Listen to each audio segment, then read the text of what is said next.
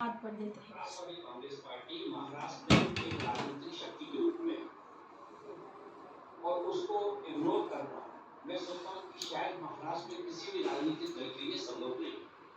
इस बात को बिल्कुल सर्वे से मैं इनकार नहीं करता, सर्वे के अपने तरीके रहते हैं, लेकिन जमीनी हकीकत को भी हम लोग जानते हैं क्योंकि जमीन का हम लोग काम करते हैं। जहाँ तक बात आपने नवाब मलिक साहब की बात की, उसके पहले मैं बताना चाहता हूँ कि ये जो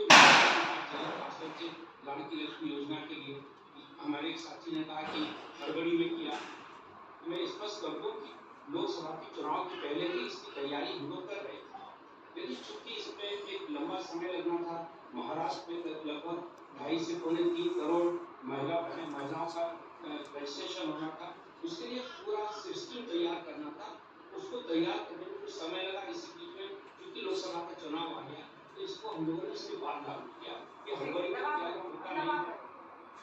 नवाब मलिक जी के बारे में बिल्कुल स्पष्ट करना चाहता हूँ, जिस दिन हम लोग एनडीए के साथ गए, उस दिन भी नवाब मलिक साहब हम लोगों के साथ थे, और ये बात सबको मालूम थी।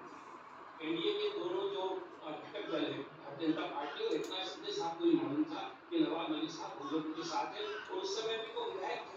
मैं सोचता हूँ कि ये ऐसी कोई छुपी हुई बात नहीं थी कि जो एक सिटिंग एमएलए है, उनको टिकट देना और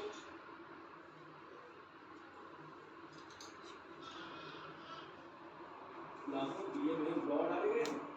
सभी मार्ग पूरी तरह जगमगा गया है। इससे ठीक पहले सत्य सनातन सनातन